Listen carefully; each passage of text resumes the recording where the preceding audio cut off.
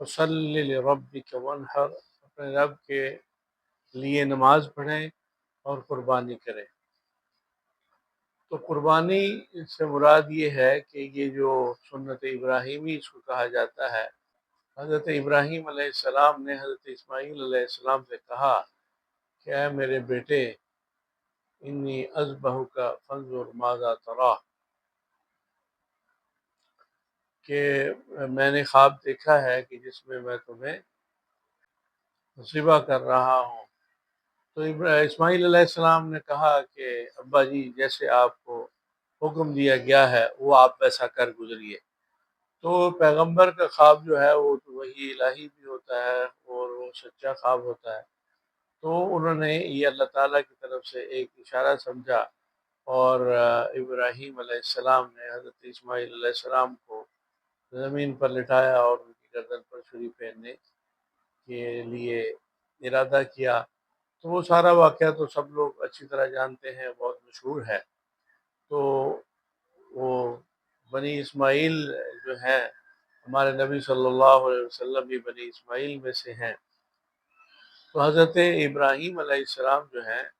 وہ ان کی ایک بہت خاصیت ہے، خاص بات ہے کہ انہیں جد الانبیاء کہا جاتا ہے، کہ انبیاء کے باپ ہیں۔ حضرت ابراہیم علیہ السلام کے بیٹے تھے حضرت اسحاق علیہ السلام، اور حضرت اسحاق کے بیٹے تھے حضرت یعقوب علیہ السلام، اور حضرت یعقوب علیہ السلام کے آگے 12 بیٹے تھے۔ تو انہی سے پھر ان کو بنی اسرائیل کہا جاتا ہے۔ اسرائیل جو تھا وہ حضرت یعقوب علیہ السلام کا لقب تھا۔ حضرت یعقوب علیہ السلام کا لقب جو تھا وہ اسرائیل تھا۔ تو بنی بیٹے کو کہا جاتا ہے، تو بنی اسرائیل سے مراد یہ ہے کہ حضرت یعقوب علیہ السلام کے 12 بیٹے تھے، تو انہی کے نام سے پھر 12 قبیلے چلے۔ تو ان کو بنی اسرائیل کے بارے میں قرآن کریم میں بہت زیادہ ذکر آتا ہے،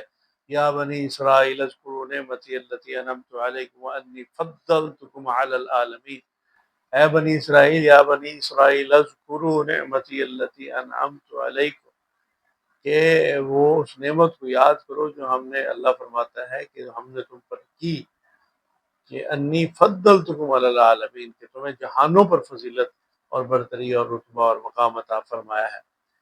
تو خیر وہ بہت زیادہ واقعات ہیں، معاملات ہیں۔ تو حضرت یعقوب علیہ السلام کے یہ بیٹے تھے، اور دوسرے جو بیٹے تھے حضرت اسماعیل علیہ السلام، حضرت اسحاق علیہ السلام کے جو بھائی تھے، اور حضرت ابراہیم علیہ السلام کے جو بیٹے تھے اسماعیل علیہ السلام، تو ان کی قربانی کے لیے ان کے گردن پر چھری پھیرنے کا جو خواب دیکھا اور پھر اس پر آپ نے عمل کیا، تو اللہ تعالیٰ نے پھر وہ گردن پر چھری، حضرت ابراہیم علیہ السلام کی چھری اسماعیل علیہ السلام کی گردن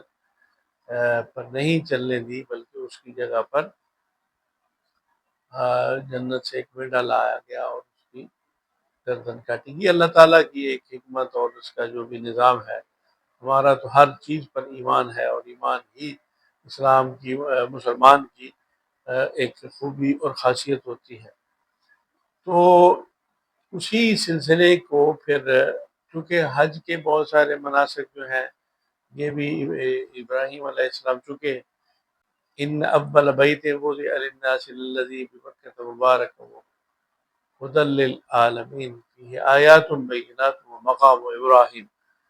تو ابراہیم علیہ السلام جو ہیں وہ ایک بہت بہت بڑے نبی ہیں، اور اللہ تعالیٰ نے ان کو بہت بہت رتبہ عطا فرمایا۔ ان کی نسل سے آگے پھر ہمارے نبی کو بھی پیدا فرمایا، اور بنی اسرائیل کے بھی سارے نبی حضرت ابراہیم علیہ السلام ہی کی آل سے، نسل سے ہیں۔ تو اس قربانی کی یاد میں ابراہیم علیہ السلام نے جو دی اپنے بیٹے کی اللہ کی راہ میں، اور ان کی دنیا کے لیے ایک سبق، کہ اللہ کے جو بندے ہیں وہ اللہ کے حکم پر اپنے ہاتھوں سے اپنے بیٹے کی قربانی اللہ کی راہ میں، اللہ کی رضا اور خوشنودی کے لیے دے سکتے ہیں۔ تو اسی یاد میں اس یاد کو منایا جاتا ہے، اور امت مرحومہ، امت مسلمہ، خاتم الانبیاء والمرسلین محمد رسول اللہ صلی اللہ علیہ وسلم کی امت کو بھی یہ قربانی کا ایک اہم فریضہ، اہم، اس کو فریضے سے مراد ایک ذمہ داری ادا کرنے کا حکم دیا گیا ہے۔ تو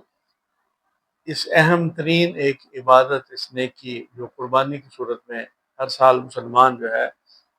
وہ 10 ذی الحجہ کو کرتے ہیں، اسی یاد میں یہ منائی جاتی ہے۔ تو اس کے لیے پھر اب ایک بہت بہت بڑی ایک سرگرمی ہوتی ہے۔ لاکھوں کروڑوں جانور ہر سال ذبح کیے جاتے ہیں اللہ کی رضا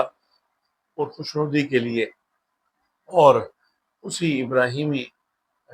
جو سنت ہے، سنت ابراہیمی جو انہوں نے اپنے بیٹے کی صورت میں دی تھی، اسی یاد کو منانے کے لیے اب ہر سال ہر مسلمان جو بھی صاحب استطاعت ہے، تو صاحب استطاعت پر قربانی کرنا جو ہے وہ واجب ہے۔ کوئی بھی صاحب ثروت شخص ہے جو صاحب نصاب ہے، وہ اس پر قربانی کرنا واجب ہے۔